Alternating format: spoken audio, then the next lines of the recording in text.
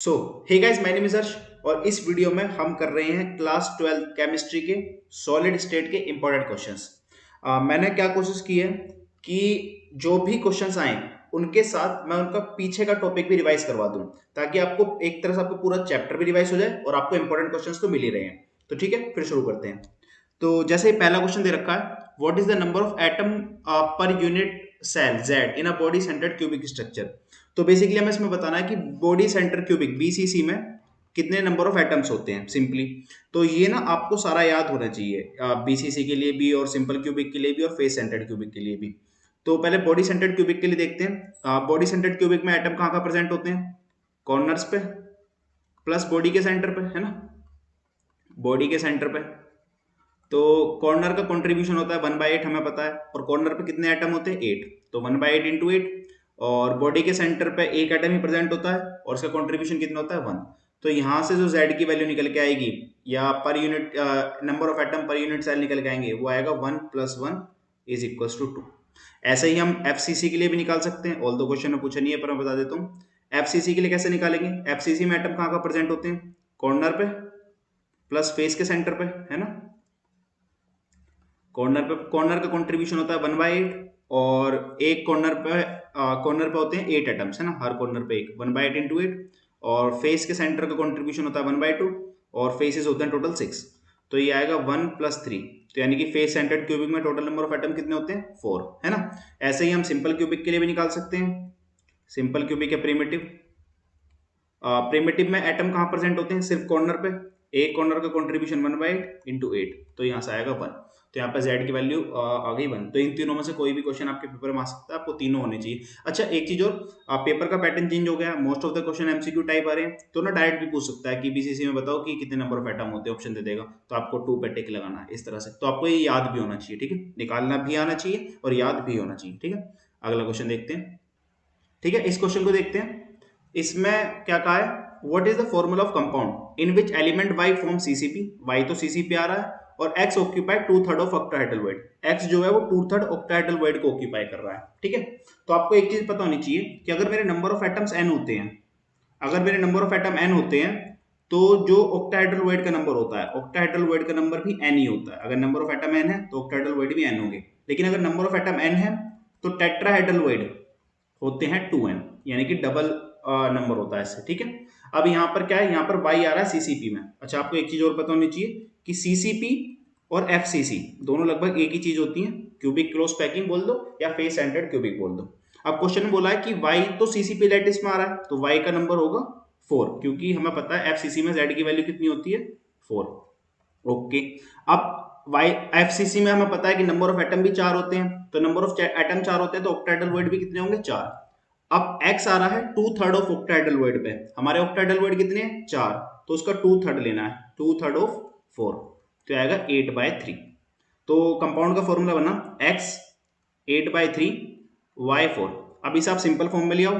पहले हम 3 से मल्टीप्लीकेशन कर लेते हैं, तो x 8/3 सॉरी 3 से मल्टीप्लीकेशन कर लेते हैं इसमें। तो 3 से मल्टीप्लीकेशन करके आएगा x 8 y 12, है ना। और अब क्या करो, इसमें से आप 4 कॉमन ले लो। अगर हम 4 कॉमन लेंगे तो आएगा x2 y 3। तो ये कंपाउंड का हमारा फॉर्मूला बना, ये रिक्वायर्ड फॉर्मूला बना हमारा, ठीक है, x2 y 3, ठीक है। तो आपको ध्यान रखना है, इसमें मेन बात क्या थी कि अगर नंबर ऑफ एटम n है तो ऑक्टाहेड्रल वॉइड n होते हैं, अगर नंबर ऑफ एटम n है तो टेट्राहेड्रल वॉइड 2n होते हैं, ठीक है। अगला क्वेश्चन देखते हैं। अगला क्वेश्चन है, some of the glass object recovered from ancient monuments looks milky instead of being transparent, why.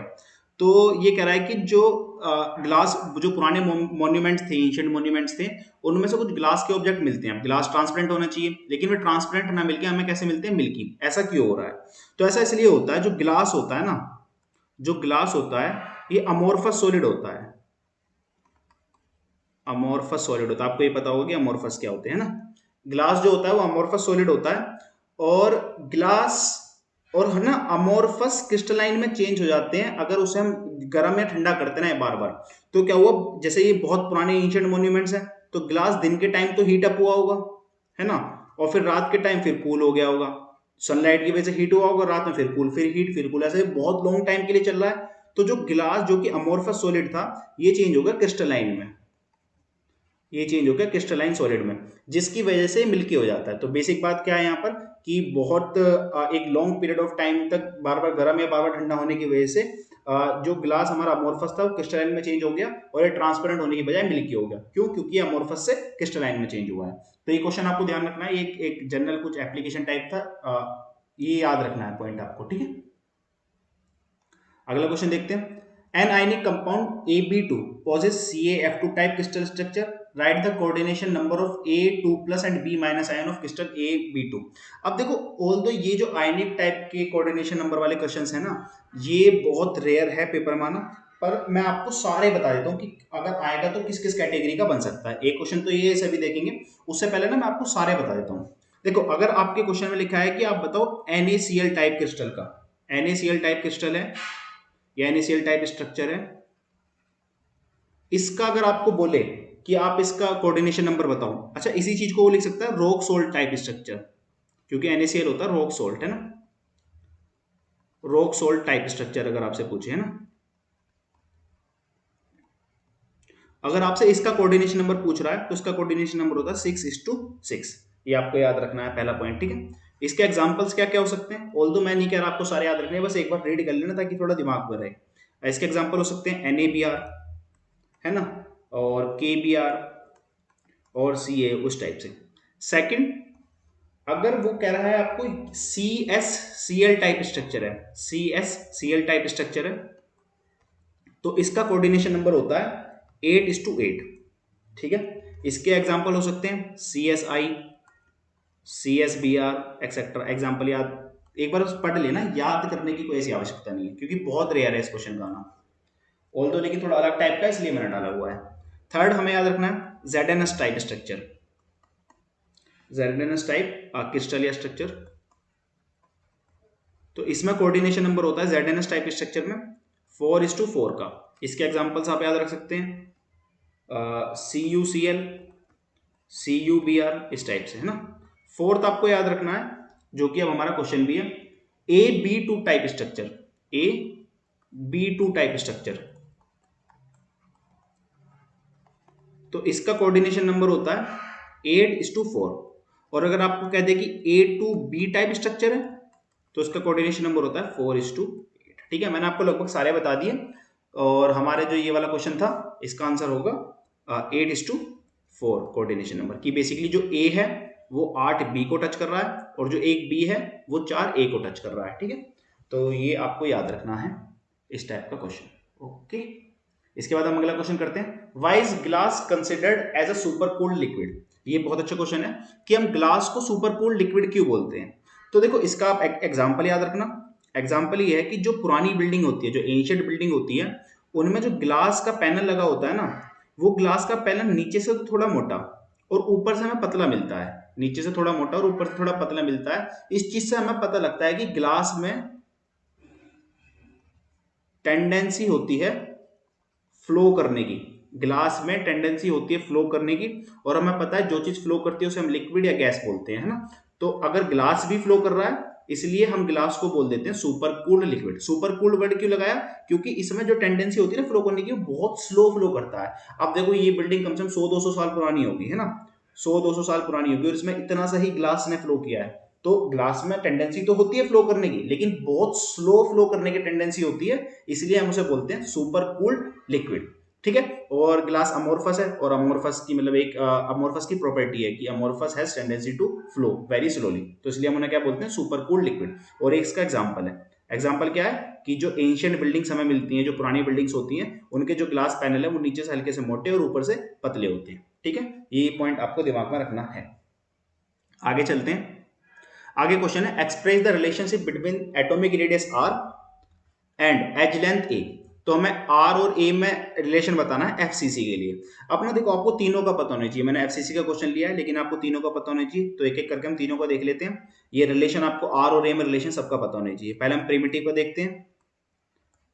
Primitive में क्या होता है कि सपोज करो कि मैं प्रिमिटिव का एक फेस बना रहा हूँ, तो इस फेस की लेंथ मतलब स्क्वायर हम लेते हैं ना, क्यूबिक स्ट्रक्चर लेते हैं, तो सपोज करो लेंथ a है, यहाँ पर एक एटम होगा, यहाँ पर एक एटम होगा, इसकी रेडियस r, इसकी रेडियस r। तो बेसिकली यहाँ से क्या आया कि a is equals to 2r, तो यही रिलेशन होगा। आपको रिलेशन याद भी रखना है ये, और रिलेशन ड्राइव करना भी आना चाहिए, दोनों चीज, ठीक है। तो हमने ड्राइव भी कर लिया, और आपको याद रखना है क्यों, क्योंकि अब एमसीक्यू पैटर्न हो गया है पेपर का, है ना। प्रिमिटिव के बाद हमें करना है फेस सेंटर्ड। फेस सेंटर्ड या एफसीसी जो हमसे इस क्वेश्चन में पूछ ही रहा है। एफसीसी में बेसिकली क्या होता है कि along face diagonal atom connected होते हैं, कि अगर ये फेस है तो एक एटम यहाँ होगा, फिर एक यहाँ होगा और एक यहाँ होगा, और ये जो लेंथ होगी ये आती है √2a। आप पाइथागोरस थ्योरम से निकाल सकते हो। अगर ये a है और ये भी a है तो ये पूरी लेंथ होगी √2a। अब ये r है, यहाँ पर 2r है, यहाँ पर r है, तो अगर मैं दोनों को कंपेयर करूँ तो मेरा आया √2a = 4r, तो a की वैल्यू आ गई 2√2r। तो आपको ये याद भी रखना और ड्राइव करना भी आना चाहिए। इसी तरह हम बॉडी सेंटर्ड का भी निकाल सकते हैं। बॉडी सेंटर्ड का कैसे निकलेगा कि आप ऐसा करो, बॉडी सेंटर्ड में अलोंग बॉडी डायगोनल कनेक्टेड होते हैं, तो बॉडी डायगोनल की लेंथ होती है √3a = 4r को इक्वल रखना है, तो a की वैल्यू आएगी 4/√3r। तो ये हो गया बॉडी सेंटर्ड के लिए। तो तीनों रिलेशन आपको याद होने चाहिए और साथ साथ ड्राइव करने भी आना चाहिए, ठीक है। तो मैंने इस क्वेश्चन के थ्रू आपको तीनों रिलेशन दिखा दिए, ठीक है। आगे देखते हैं अगला क्वेश्चन।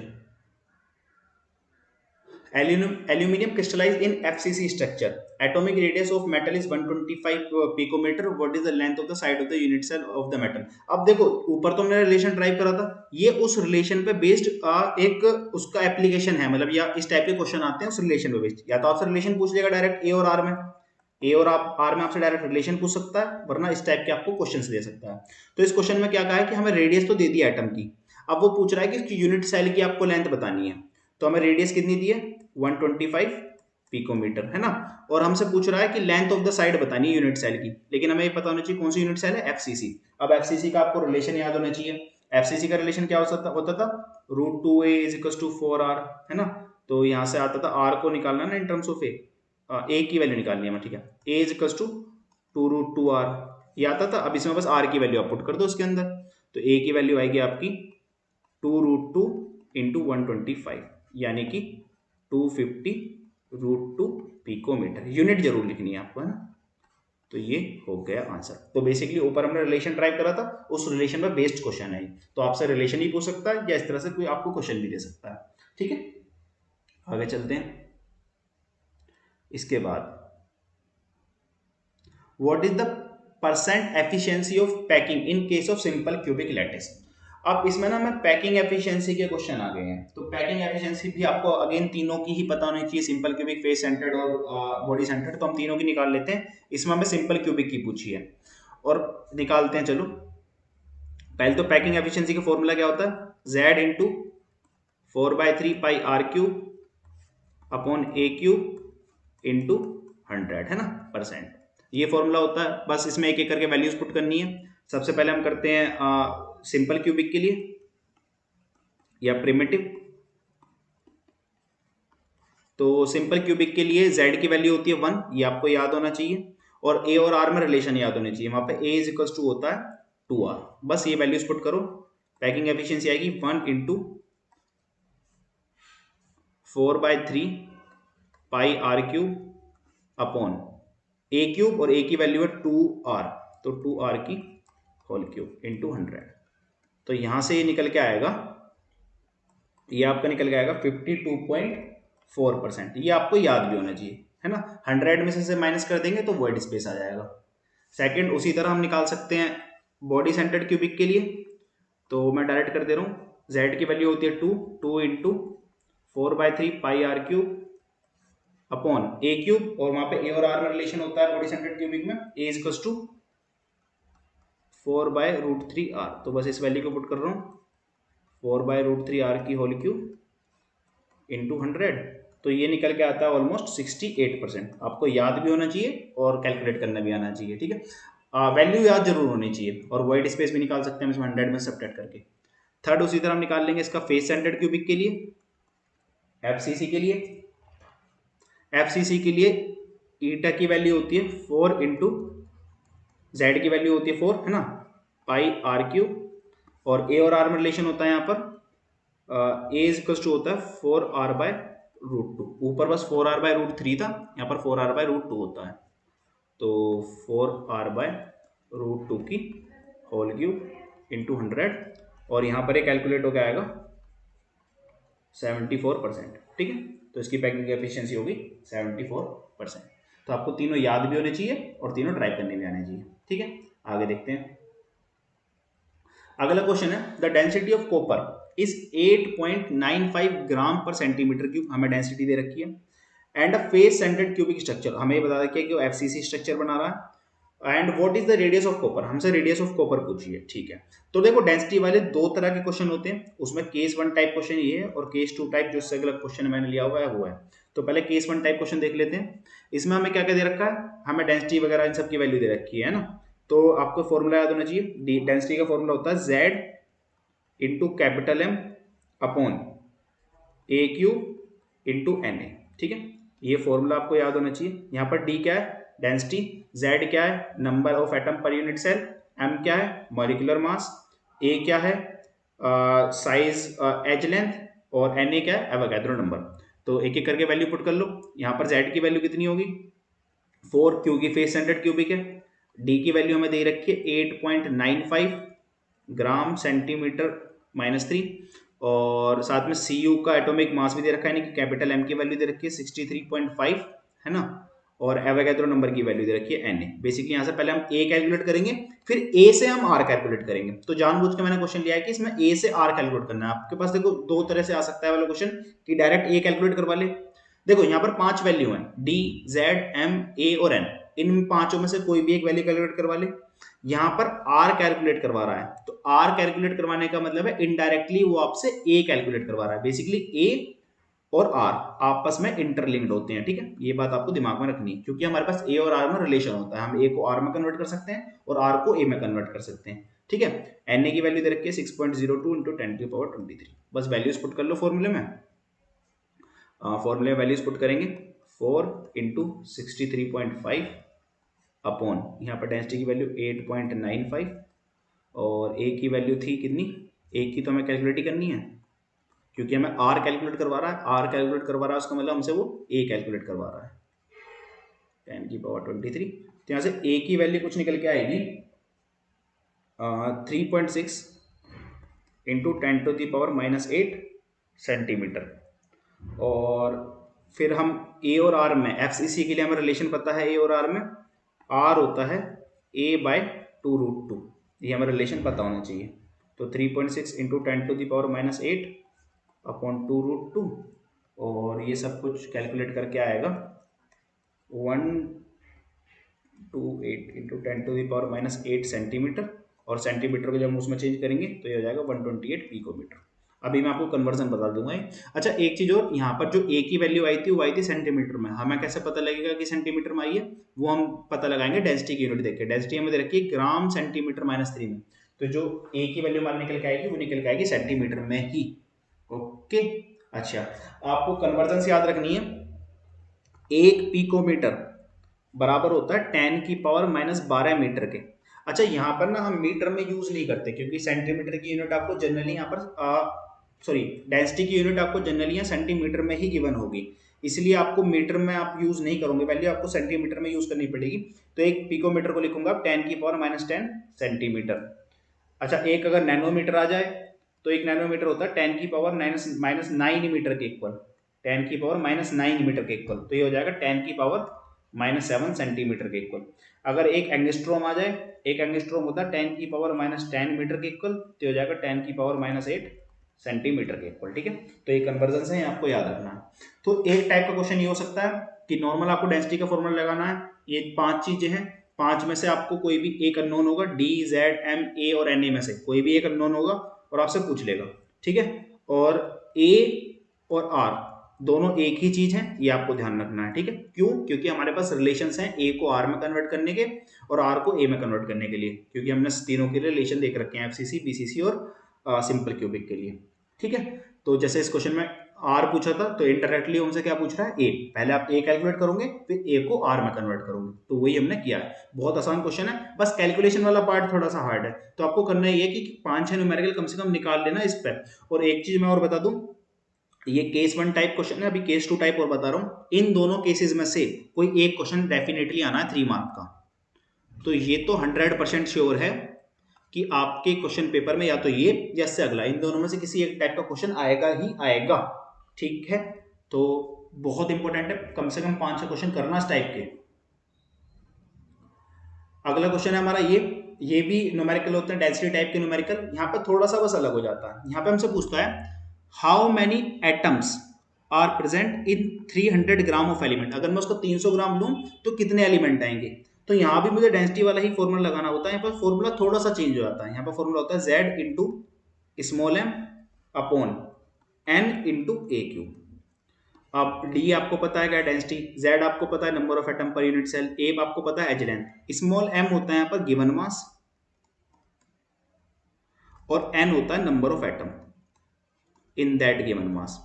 ठीक है, तो ये फॉर्मूला कैसे ड्राइव हुआ कभी डिटेल लेक्चर में देखेंगे, अभी के लिए फॉर्मूला याद कर लो बस। तो m होता है गिवन मास और n होता है नंबर ऑफ एटम। तो यहाँ पे हमें नंबर ऑफ एटम पूछे तो बेसिकली n की वैल्यू निकालनी है और गिवन मास का यहाँ पे 300 ग्राम, आपको ग्राम में ही रखना होता है।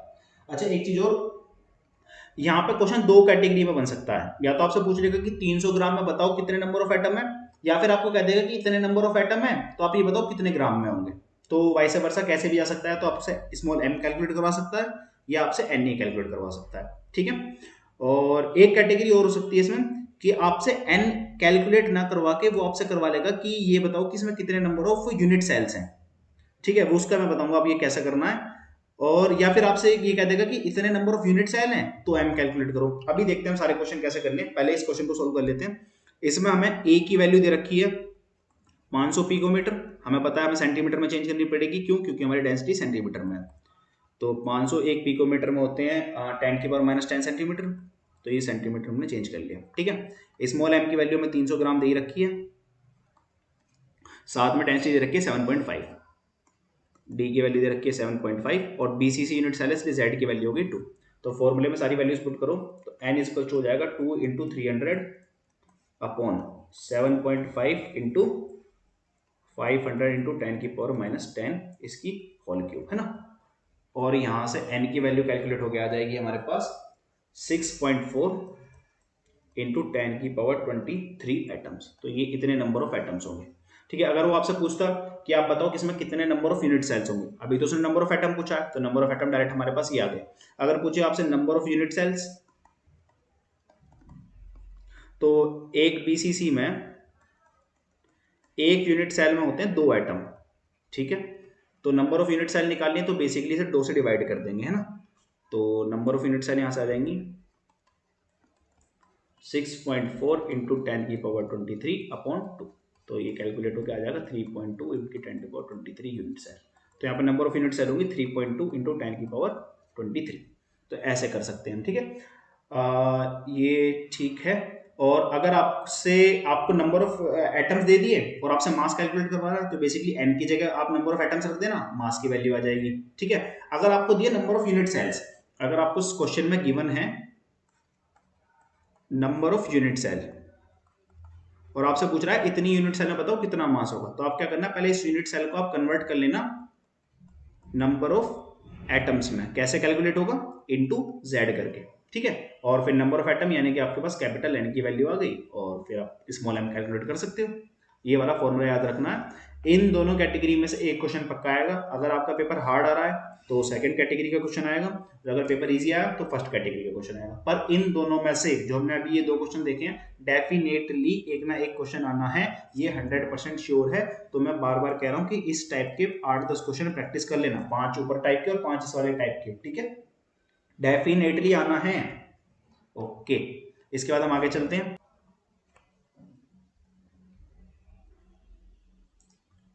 अब इसके बाद करने हैं हमें डिफेक्ट्स टाइप के क्वेश्चन। तो देखो जो डिफेक्ट्स वाला पोर्शन है ना वो पूरा ही इंपॉर्टेंट है। तो मैं एक बार वो पूरा पोर्शन रिवाइज करवा दे रहा हूँ, फिर हम कुछ क्वेश्चंस ट्राई करते हैं उस पर, है ना। जैसे कि पहले टाइप्स ऑफ डिफेक्ट के बारे में पढ़ते हैं। बेसिकली 2 तरह के डिफेक्ट होते हैं, पॉइंट डिफेक्ट और लाइन डिफेक्ट। लाइन डिफेक्ट के बारे में हमें ज़्यादा नहीं पढ़ना, हम मेन अपने पॉइंट डिफेक्ट पर आते हैं कि पॉइंट डिफेक्ट की कौन कौन सी कैटेगरी होती है। तो पॉइंट डिफेक्ट बेसिकली 3 कैटेगरी का होता है। पहला होता है स्टाइचोमेट्री डिफेक्ट, दूसरा होता है इम्प्योरिटी डिफेक्ट और थर्ड कैटेगरी होती है नॉन स्टाइचोमेट्री डिफेक्ट। तो ये स्टाइचियोमेट्रिक डिफेक्ट क्या होता है, इसमें डिफेक्ट होने के बाद भी कंपाउंड का फॉर्मूला चेंज नहीं होता। कि सपोज करो कि कंपाउंड का फॉर्मूला है A2B, तो डिफेक्ट होने के बाद भी A2B ही रहेगा। और नॉन स्टाइचियोमेट्रिक में कंपाउंड का फॉर्मूला चेंज हो जाता है। कि सपोज करो कि पहले कंपाउंड का फॉर्मूला था A2B, डिफेक्ट होने के बाद हो गया A2B.95, कुछ इस तरह से। तो कंपाउंड का फॉर्मूला चेंज हो गया ना, तो इसलिए हम इसे बोलते हैं नॉन स्टाइचियोमेट्रिक डिफेक्ट। इम्प्योरिटी डिफेक्ट क्या है कि इसमें हम कोई इम्प्योरिटी मिलाते हैं, उसके बारे में धीरे धीरे देखते हैं। तो पहले हम स्टाइचियोमेट्रिक डिफेक्ट के बारे में देखते हैं। स्टाइचियोमेट्रिक डिफेक्ट को भी हम फर्दर क्लासिफाई कर सकते हैं, नॉन आयनिक वाले अलग और आयोनिक वाले अलग। अब नॉन आयनिक वाले में दो डिफेक्ट होते हैं, एक वैकेंसी और दूसरा इंटरस्टिशियल। और आयनिक वाले में भी दो कैटेगरी होती हैं, पहला फ्रैंकलिन और दूसरा शॉर्टकी। ठीक है। और ऐसे ही स्टाइचियोमेट्रिक डिफेक्ट में भी हम कैटेगरी करते हैं, इसमें भी दो कैटेगरी होती हैं, एक मेटल एक्सिस और एक मेटल डेफिशिएंसी। मेटल एक्सिस की फर्दर कुछ कैटेगरीज होती हैं कि मेटल एक्सिस किस किस वजह से हो सकता है। तो मेटल एक्सिस डिफेक्ट की भी दो कैटेगरी होती हैं, ड्यू टू एनाइडिक वैकेंसी और ड्यू टू एक्स्ट्रा कैटायन। ठीक है। तो ये सारे हमारे डिफेक्ट है, एक एक करके सबके बारे में देखते हैं। पहले हम स्टाइचियोमेट्री उठाते हैं, स्टाइचियोमेट्री के टाइप पढ़ेंगे, फिर इम्प्योरिटी, फिर नॉन स्टाइचियोमेट्री, नॉन स्टाइचियोमेट्री के टाइप। तो पहले हम स्टाइचियोमेट्री डिफेक्ट में देखते हैं। पहला है वैकेंसी डिफेक्ट, ये मैं नॉन आयनिक वाले ले रहा हूँ। तो वैकेंसी डिफेक्ट में बेसिकली क्या होता है कि कुछ एटम अपनी जगह से गायब हो जाते हैं। अगर कोई क्रिस्टल है, यहाँ पर कहीं कहीं एटम बने थे A B C D, है ना, तो ये A अपनी जगह से गायब हो गया, तो बेसिकली यहाँ क्या क्रिएट हो गया, वैकेंसी डिफेक्ट। तो जब कुछ एटम अपनी जगह से गायब हो जाते हैं उसे हम बोलते हैं वैकेंसी डिफेक्ट। आपको जो बातें याद रखनी है वो ये है कि वैकेंसी डिफेक्ट में डेंसिटी डिक्रीज होती है, डेंसिटी डिक्रीज होती है। डेंसिटी डिक्रीज होने का मतलब ये है क्योंकि इसका डेंसिटी का फॉर्मूला होता है मास अपॉन वॉल्यूम। अब मान लो कोई एटम अपनी जगह से गायब हुआ है, तो वॉल्यूम तो नहीं रहेगा, वॉल्यूम सेम रहेगा, लेकिन वो एटम चला गया यानी कि उसका मास कम हो गया, और मास कम हो रहा है, वॉल्यूम सेम है, तो जो ओवरऑल इफेक्ट आएगा यानी कि डेंसिटी डिक्रीज होगी। तो आपको याद रखना है कि वैकेंसी डिफेक्ट से डेंसिटी डिक्रीज होती है। अब इस तरह से क्वेश्चन पूछ सकता है कि वैकेंसी डिफेक्ट में डेंसिटी इंक्रीज होती है कि डिक्रीज होती है, तो आपको याद रखना डिक्रीज होती है। सेकंड है इंटरस्टिशियल।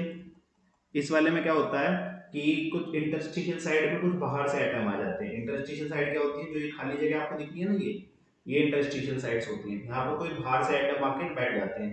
तो बेसिकली इस वाले डिफेक्ट में क्या होता है, इस वाले डिफेक्ट में डेंसिटी इंक्रीज होती है। तो ये इंपॉर्टेंट पॉइंट है, आपको डेंसिटी का याद रखना है कि किसमें डिक्रीज होती है किसमें इंक्रीज होती है। फिर हम इसके आयनिक वाले पार्ट में आएंगे। तो आयनिक नॉन स्टोइचियोमेट्री में आयनिक वाला पार्ट पहला है Franklin defect. Franklin defect basically क्या होता है कि इसमें कुछ एटम, जनरली छोटे एटम, छोटे बेसिकली छोटे एटम यानी कि कैटायंस, जनरली कैटायन जो होते हैं वो अपनी जगह से गायब होकर इंटरस्टिशियल साइड पर आ जाते हैं। सपोज करो कि जैसे कोई मैं क्रिस्टल बना रहा हूँ, ये A+B-A+, ठीक है। तो जनरली छोटे आयन यानी कि कैटायन जनरली छोटे होते हैं साइज में, तो कैटायन अपनी जगह छोड़कर इंटरस्टिशियल साइड पर आकर बैठ जाएंगे। तो इस डिफेक्ट को बोलते हैं फ्रैंकलिन डिफेक्ट। बेसिकली इसमें ना लोकेशन, ये अपनी लोकेशन से हटके दूसरी लोकेशन पर जा रहा है, ये ए अपनी लोकेशन से हटके यहाँ दूसरी लोकेशन पर आ रहा है और यहाँ से हट गया, तो बेसिकली अपनी लोकेशन चेंज कर रहा है, इसलिए इस डिफेक्ट को हम डिसलोकेशन डिफेक्ट भी बोलते हैं, डिसलोकेशन डिफेक्ट। अब देखो इसमें डेंसिटी में क्या फर्क पड़ेगा, डेंसिटी पे इसको कोई फर्क नहीं पड़ेगा। क्यों? क्योंकि ना तो बाहर से कोई एटम आ रहा है, ना अंदर से कोई एटम बाहर जा रहा है, तो basically density remains the same. तो ये एक इंपॉर्टेंट बात है, क्योंकि इस वाले में डेंसिटी सेम रहती है, डेंसिटी रिमेन्स सेम। तो ये एक इंपॉर्टेंट बात है इसमें, ठीक है। और एक चीज और आपको याद रखनी है कि फ्रैंकलिन डिफेक्ट किस टाइप के क्रिस्टल्स दिखाते हैं। तो फ्रैंकलिन डिफेक्ट इस टाइप के आयनिक सुपरलेटिव क्रिस्टल्स दिखाते हैं जिसमें कैटायन और एनायन में साइज में लार्जर डिफरेंस होता है। कैटायन और एनायन के साइज में लार्जर डिफरेंस होता है, वो फ्रैंकलिन डिफेक्ट दिखाते हैं, लार्जर डिफरेंस। तो ये दो बातें आपको याद रहनी चाहिए कि इसमें डेंसिटी पर कोई फर्क नहीं पड़ता, डेंसिटी सेम रहती है, और कैटायन और एनायन के साइज में लार्जर डिफरेंस होता है यहाँ पर, ठीक है। इसके एग्जांपल्स हम देख सकते हैं, एग्जांपल्स भी आपको याद रखने हैं। अभी मैं क्वेश्चंस बताऊंगा तो देखना कैसे कैसे क्वेश्चन आते हैं। एग्जांपल आपको याद रखने हैं ZnS, AgCl, AgBr, है ना, और AgI। तो ये इसके एग्जांपल हैं फ्रैंकलिन डिफेक्ट के। तो फ्रैंकलिन डिफेक्ट में बेसिकली क्या है कि एक तो डेंसिटी सेम रहती है, रिमेन सेम, और ये कौन से आयनिक क्रिस्टल्स दिखाएंगे, कौन से आयनिक कंपाउंड दिखाएंगे जिसमें कैटायन और एनायन के साइज में लार्जर डिफरेंस। ठीक है, ये दो पार्ट आप दिमाग में रखना। सेकंड हम पढ़ते हैं इसमें shortcut effect. Shortcut effect basically क्या है कि इक्वल नंबर ऑफ कैटायन और एनायन अपनी जगह से गायब हो जाए। कि सपोज करो ये क्रिस्टल था A plus B minus A+, ठीक है। तो इक्वल नंबर ऑफ कैटायन और एनायन, सपोज करो कि यहाँ से एक कैटायन चला गया, यहाँ से एक एनायन चला गया, ये दोनों अपनी जगह से गायब हो जाएं, तो इस डिफेक्ट को हम बोलेंगे शॉर्टकट इफेक्ट, है ना। तो शॉर्टकट इफेक्ट में बेसिकली एटम गायब हो रहे हैं अपनी जगह से, तो वैसी बात है डेंसिटी क्या होगी, डिक्रीज होगी। ये आपको याद रखना है कि डेंसिटी डिक्रीज होती है। दूसरा, इसमें ये कौन सा आयनिक क्रिस्टल इस तरह का डिफेक्ट दिखाएंगे, तो जिनका सिमिलर साइज होता है, जिसमें कैटायन और एनायन का सिमिलर साइज होता है, वो उस टाइप के डिफेक्ट को शो करते हैं। इसके एग्जांपल्स हो गए NaCl, KCl, CHCl और AgBr। अब देखो AgBr यहाँ भी आ रहा है, AgBr ऊपर आ रहा है, तो ये एक इंपॉर्टेंट बात है कि AgBr दोनों टाइप का शॉर्ट डिफेक्ट दिखाता है, शॉर्ट की भी और फैटी की भी। आपको इसके एग्जांपल जरूर याद रखने हैं, एग्जांपल बहुत इंपॉर्टेंट है। मतलब जो जो मैंने बातें बताई है कि डेंसिटी डिक्रीज होती है, सिमिलर साइज के होते हैं, और एग्जांपल तीनों बात इंपॉर्टेंट है दोनों में, ठीक है। और AgBr दोनों में आता है, AgBr बेसिकली दोनों तरह के डिफेक्ट शो करता है, ठीक है। इसके बाद हमने शॉर्ट के डिफेक्ट को सॉरी स्टैचोमेट्रिक डिफेक्ट पूरा पढ़ लिया। अब हम देखते हैं इम्प्योरिटी डिफेक्ट। सेकंड कैटेगरी थी डिफेक्ट की इम्प्योरिटी डिफेक्ट। देखो इसमें ऐसा मैं कोई एक पर्टिकुलर पॉइंट नहीं बता सकता कि ये इंपॉर्टेंट है, क्योंकि कुछ भी पूछ सकता है। वो आपसे फ्रेंडली में पूछ लेगा डेंसिटी डिक्रीज होती है कि इंक्रीज होती है, शॉर्ट की में पूछ लेगा, है ना, वो आपसे इसके एग्जांपल्स पूछ लेगा। तो इसलिए मैं आपको कोई एक ऐसा पर्टिकुलर पॉइंट नहीं बता सकता कि ये याद कर लो, ये पूरा ही टॉपिक इंपॉर्टेंट है, इसलिए मैं दोबारा रिवाइज करवा रहा हूँ पूरा टॉपिक, ठीक। अब आ जाओ इम्प्योरिटी डिफेक्ट में, और यहाँ से क्वेश्चन पक्का आएगा, ये भी बात क्लियर है, तो ये आपको जरूर बनना है, ठीक है। इम्प्योरिटी डिफेक्ट क्या है, जब हम हमारे सपोज करो क्रिस्टल तो NaCl का था, है ना, सॉलिड तो हमारा NaCl का था, हमने उसमें बाहर से लाके SrCl2 डाल दिया, तो बेसिकली ये इम्प्योरिटी डाल दी ना बाहर से लाके, तो इस तरह के डिफेक्ट को हम बोलते हैं इम्प्योरिटी डिफेक्ट। ज्यादा कुछ इसमें नहीं पढ़ना, इसका क्वेश्चन नहीं आता ज्यादा, ठीक है। थर्ड कैटेगरी पढ़ते हैं नॉन स्टाइचोमेट्री वालों की, ठीक है। नॉन स्टाइचोमेट्री में भी दो दो कैटेगरी थी हमारी। पहली कैटेगरी थी मेटल एक्सेस डिफेक्ट, है ना, और दूसरी थी metal deficiency defect. Metal access में भी फर्दर कैटेगरी थी, तो पहले मेटल एक्सेस डिफेक्ट देखते हैं। मेटल एक्सिस डिफेक्ट में भी कुछ कैटेगरी थी, जैसे पहला था ड्यू टू एनायनिक वैकेंसी।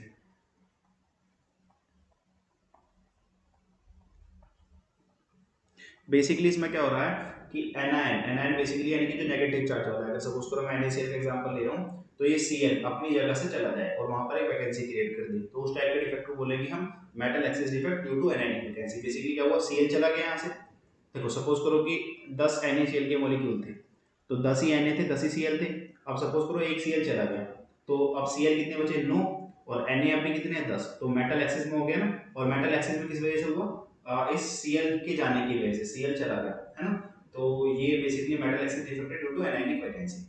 अब इस डिफेक्ट में क्या होता है, एक बहुत अच्छा एग्जांपल एनसीईआरटी ने दे रखा है कि सपोज करो कि मेरे पास NaCl का क्रिस्टल है, और इसे ना मैं Na के एटमॉस्फेयर में हीट कर रहा हूँ। Na के एटमॉस्फेयर में मैं इसे हीट कर रहा हूँ, यहाँ Na का एटमॉस्फेयर है। तो क्या होगा, इस क्रिस्टल में से Cl सरफेस पर आकर डिफ्यूज होगा और इस Na के साथ रिएक्ट करेगा। जो वेपर्स वाली Na है ना, Na के एटमॉस्फेयर में जो वेपर्स है Na के साथ रिएक्ट करेगा, तो वो Cl और Na रिएक्ट करके NaCl बना लेंगे, और यहाँ से जो इलेक्ट्रॉन रिलीज होगा वो चला जाएगा उस पोजीशन पे जहाँ से Cl निकला था। बेसिकली वहां जाके ट्रैप हो जाएगा एक इलेक्ट्रॉन, और जो इलेक्ट्रॉन जहाँ पे ट्रैप होगा उस पॉइंट को बोलेंगे हम एफ सेंटर, ठीक है। और ये जो एफ सेंटर क्रिएट हुआ है, जहाँ पर इलेक्ट्रॉन जाके ट्रैप हुआ है जिस पोजीशन को, उस पोजीशन को हम बोलेंगे एफ सेंटर। और जो एफ सेंटर क्रिएट हुआ है, इसी की वजह से इस क्रिस्टल के अंदर कलर होगा, ठीक है। और ये आपको कुछ कलर वैसे याद रखने की कोई जरूरत नहीं है। LiCl जैसे पिंक कलर का होता है ना, और NaCl येलो कलर का होता है, KCl वॉयलेट कलर का होता है। ये सारे इनमें कलर क्यों हैं, क्योंकि आप सेंटर की वजह से। वो आपसे क्वेश्चन ऐसे करके पूछ लेगा कि NaCl येलो कलर का होता है, क्यों होता है, क्योंकि इसमें भैया डिफेक्ट होता है, कौन सा, metal excess defect due to anionic vacancy, और वहां पर एफ सेंटर बनते हैं, एफ सेंटर ही कलर देते हैं क्रिस्टल के अंदर। अब एफ सेंटर कैसे क्रिस्टल के अंदर कलर देते हैं, तो कोई डिटेल लेक्चर करेंगे उसमें देखेंगे, बाकी मैं थोड़ा सा बता देता हूँ। बेसिकली जब इसके ऊपर लाइट पड़ती है ना, तो ये जो इलेक्ट्रॉन्स होते हैं, जो एफ सेंटर जो ट्रैप्ड इलेक्ट्रॉन है, ये एक्साइट हो जाते हैं अपने हायर लेवल में, और उस लेवल पर ये फिर मतलब अपने हाई लेवल के लिए एक्साइट हो गए, वहां पर स्टेबल नहीं है, तो अपने दोबारा लोअर लेवल पर आते हैं और कुछ एनर्जी रिलीज करते हैं, जो कि हमें विजिबल लेजर के अंदर दिखती है। तो ये अभी उस ज्यादा डिटेल में नहीं जाना, आपको मेन ये पता होना चाहिए कि ये क्या होता है, metal excess defect, NID vacancy के साथ, और एफ सेंटर क्या होते हैं, ये सारी बातें आपको पता होनी चाहिए, ठीक है। इसमें सेकंड है कि मेटल एक्सिस हो सकता है ड्यू टू एक्स्ट्रा कैटायन, अगर एक्स्ट्रा कैटायन आ जाए, ड्यू टू एक्स्ट्रा कैटायंस, ठीक है। इसका एक बहुत सिंपल सा एग्जांपल है कि ZnO शुरू में व्हाइट कलर का कलरलेस होता है, अगर मैं इसे हीट करता हूं तो ये बनाता है Zn2 plus half O2 plus 2 electron. तो बेसिकली जो ये Zn2 प्लस बनाया ना, ये एक्स्ट्रा कैटायन की तरह बिहेव करता है, ये मूव करके क्रिस्टल की इंटरस्टिशियल साइड में चला जाता है, ठीक है, और इस वजह से इस कंपाउंड का कलर हो जाता है येलो।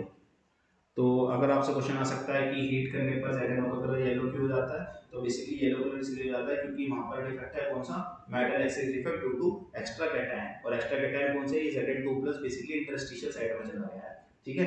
तो ये आपको याद रखना है, फिर यहाँ से इसे 2 इलेक्ट्रॉन रिलीज हुए, ये भी ट्रैप हो जाते हैं, ठीक है। तो ये एक है ये metal excess defect due to extra cation.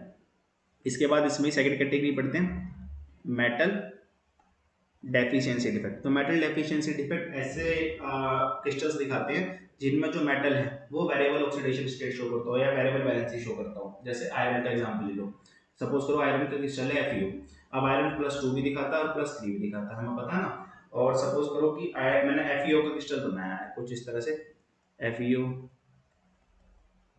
ये मैं Fe का क्रिस्टल ड्रॉ कर रहा हूँ, ठीक है। ये मैंने Fe का क्रिस्टल ड्रॉ कर लिया, इसमें 5 Fe हैं और 5 ही O है, तो बेसिकली कंपाउंड का फॉर्मूला क्या बना, Fe5O5, मैंने 5 कॉमन ले लिया, तो इसका फॉर्मूला होना चाहिए FeO, ठीक है। यहाँ पर सारे Fe2+ वाले हैं, सारे O2- वाले हैं। अब क्या हुआ कि मैं सपोज करो उसमें से 3 Fe निकाल लूँ 2+ वाले, मैंने 3 Fe रिमूव कर दिए यहाँ से 2+ वाले, ठीक है। तो टोटल +4 मैंने कितना रिमूव करा, +6 रिमूव करे। अब मैं इस +6 को कंपनसेट करने के लिए यहाँ पर Fe डाल रहा हूँ +3 वाले, तो एक Fe मैंने +3 वाला डाल दिया, एक Fe +3 वाला डाल दिया, तो ये 6 कंपनसेट हो गया, एक वैकेंसी क्रिएट हो गई यहाँ पर, ठीक है। अब कंपाउंड का फॉर्मूला क्या बना, 1 2 3 4, अब 4 ही Fe हैं, तो Fe4, और O कितने हैं 5, मान लो मैं इसमें से 5 कॉमन लूँ, तो Fe4/5 और O, तो कंपाउंड की स्टोइचियोमेट्री चेंज हो गई, इसलिए इसे नॉन स्टोइचियोमेट्री में रखा गया है, और मेटल की डेफिशिएंसी आ गई, बेसिकली एक जगह खाली रहेगी ना, पहले 5 मेटल के एटम थे अब 4 बचे, तो मेटल की डेफिशिएंसी भी आ गई, तो इसलिए ये है metal deficiency defect due to बस मेटल डेफिशिएंसी डिफेक्ट, ठीक है।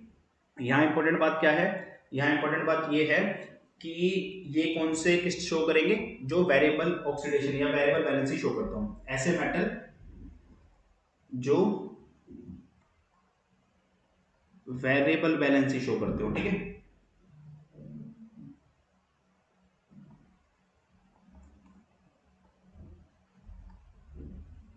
वेरिएबल बैलेंस शो करते हो, तो ऐसे मेटल्स या ऐसे क्रिस्टल शो करेंगे जिसमें जो मेटल है वो वेरिएबल बैलेंस शो करता हो। तो इस तरह से हमने एक बार लगभग सारे डिफेक्ट पढ़ लिए, कुछ क्वेश्चंस देख लेते हैं इस पे, है ना। जैसे कि एक क्वेश्चन है, what type of stoichiometric defect is shown by AgCl। अब अगर आपको यही नहीं पता, अब मैंने कहा था ना कि आपको एग्जांपल याद रखने हैं, तो आपको एग्जांपल याद होनी चाहिए कि ये जो AgCl है किस तरह का स्टोइचियोमेट्रिक डिफेक्ट दिखाता है। देखते हैं, हमने लिखे हैं ना एग्जांपल, उसमें से देखते हैं। तो देखो जैसे फ्रैंकलिन डिफेक्ट में लिख रखा है मैंने AgCl, है ना, तो बेसिकली फ्रैंकलिन डिफेक्ट दिखाएगा, तो इसका आंसर क्या होगा, फ्रैंकल डिफेक्ट। तो ये आपको एग्जांपल से याद होनी चाहिए, तभी आप पढ़ सकते हो इन क्वेश्चंस को। कुछ और क्वेश्चंस देखते हैं, जैसे what type of defect can arise when a solid is heated. ये अच्छा क्वेश्चन है कि अगर हम सॉलिड को हीट करते हैं तो किस तरह का डिफेक्ट क्रिएट होता है। तो जब हम सॉलिड को हीट करते हैं ना, तो वैकेंसी डिफेक्ट क्रिएट होता है, ठीक है, ये बात आपको ध्यान रखनी है, ये अच्छा क्वेश्चन था। इसके बाद है which point defect in crystal of solid does not change the density of the solid. Which point defect in crystal of solid does not change the density of solid. तो ऐसा कौन सा पॉइंट डिफेक्ट डेंसिटी को change नहीं करता। हमने देखा था ना ऊपर फ्रैंकलिन डिफेक्ट में, फ्रैंकल डिफेक्ट में डेंसिटी चेंज नहीं हो रही थी, क्यों, क्योंकि फ्रैंकल डिफेक्ट में कोई ना तो एटम बाहर से आ रहा था ना कोई बाहर जा रहा था, बेसिकली अपनी पोजीशन ही चेंज कर रहा था, अपनी पोजीशन चेंज करके वो इंटरस्टिशियल साइड पा रहा था। तो इस तरह के क्वेश्चंस आते हैं इसमें, ठीक है। आपसे पूछ लेगा कि कौन सा वैकेंसी किस में डेंसिटी इंक्रीज होती है, तो वो आपको लिखना पड़ेगा किस में डेंसिटी इंक्रीज होती है, इंटरस्टिशियल डिफेक्ट में। किस में डेंसिटी डिक्रीज होती है, तो वैकेंसी में या फिर शॉर्ट की में डेंसिटी डिक्रीज होती है ना। तो इस तरह से आपसे पूछ सकता है वो। देखो इस क्वेश्चन को देखते हैं, इस टाइप का क्वेश्चन इस साल के सैंपल पेपर में भी आया है। तो देखो आप इस क्वेश्चन में देखो, यहाँ पर कुछ ना कुछ एटम अपनी जगह से गायब हो रहे हैं, यहाँ पर कुछ एटम अपनी जगह से गायब हुआ है और यहाँ पर कोई एटम अपनी जगह से गायब हुआ है। तो अपनी जगह से गायब दो तरह के डिफेक्ट में एटम होते हैं, एक वैकेंसी डिफेक्ट में और एक शॉर्ट के डिफेक्ट में। अब ये वैकेंसी होगा कि शॉर्ट की होगा, तो आप देखो ये आयनिक क्रिस्टल है, आयनिक क्रिस्टल में शॉर्ट वैकेंसी, सॉरी आयनिक क्रिस्टल में शॉर्ट की डिफेक्ट होता है, अगर ये आयनिक क्रिस्टल नहीं होता तो यहाँ वैकेंसी डिफेक्ट होता।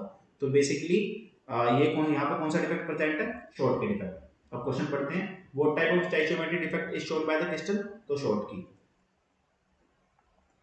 ठीक है, how is the density of the crystal affected by this defect, तो डेंसिटी बेसिकली शॉर्ट की में डिक्रीज होती है। What type of ionic substance shows such defect, ये अच्छा क्वेश्चन आ गया कि किस टाइप के ionic crystal Schottky defect दिखाते हैं, जिसमें सिमिलर साइज होता है। और आप चाहो तो एग्जांपल ले सकते हो, लाइक NaCl टाइप है ना, तो ये शॉर्ट की डिफेक्ट शो करता है जिसमें बेसिकली सिमिलर साइज के होते हैं। ठीक है, ओके, और क्वेश्चन देखते हैं। जैसे क्वेश्चन है, what type of non stoichiometric point defect is responsible for the pink colour of LiCl, तो LiCl का पिंक कलर कौन से टाइप की नॉन स्टैचियोमेट्रिक डिफेक्ट की वजह से आता है, metal excess defect due to anionic vacancy. अभी भी देखा ना हमने, metal excess defect due to anionic vacancy, तो ये अच्छा क्वेश्चन था। What type of stoichiometric defect is shown by NaCl, तो NaCl कौन सा स्टैचियोमेट्रिक डिफेक्ट दिखाता है, तो अभी अभी ऊपर ही एग्जांपल लिखा है, NaCl कौन सा स्टैचियोमेट्रिक डिफेक्ट दिखा रहा है, ये लिखा एग्जांपल, ये रहा, NaCl बेसिकली शॉर्ट के डिफेक्ट दिखाता है ना। तो आपको एग्जांपल्स याद होने चाहिए। मैं एग्जांपल याद करने का एक तरीका से बता देता हूँ, इजी तरीका है कि ऐसा याद कर लो कि जो NaCl टाइप है, NaCl आ रहा है, KCl आ रहा है, तो जो Na है जो फर्स्ट ग्रुप वाले हैं, तो ये तो दिखाते हैं शॉर्ट की डिफेक्ट, और जो Ag टाइप के आ रहे हैं, AgCl AgBr है ना, इस टाइप के दिखाते हैं फ्रैंकलिन डिफेक्ट, और ZNO भी एक इसमें एग्जांपल है। और AgBr अलग से याद रखना है, AgBr तो दोनों ही दिखाता है, AgBr तो अलग से इंपॉर्टेंट है। ठीक है, ये दोनों दिखाता है। AgBr में भी क्वेश्चन आता है कि AgBr किस टाइप का स्टैचियोमेट्रिक डिफेक्ट दिखाता है, तो AgBr बेसिकली दोनों तरह के स्टैचियोमेट्रिक डिफेक्ट दिखाता है। ठीक है, तो हमने इस वीडियो में लगभग हर सारे इंपॉर्टेंट टॉपिक टच कर लिए, इतना ही पार्ट इंपॉर्टेंट था, और बस फिर टाटा बाय बाय।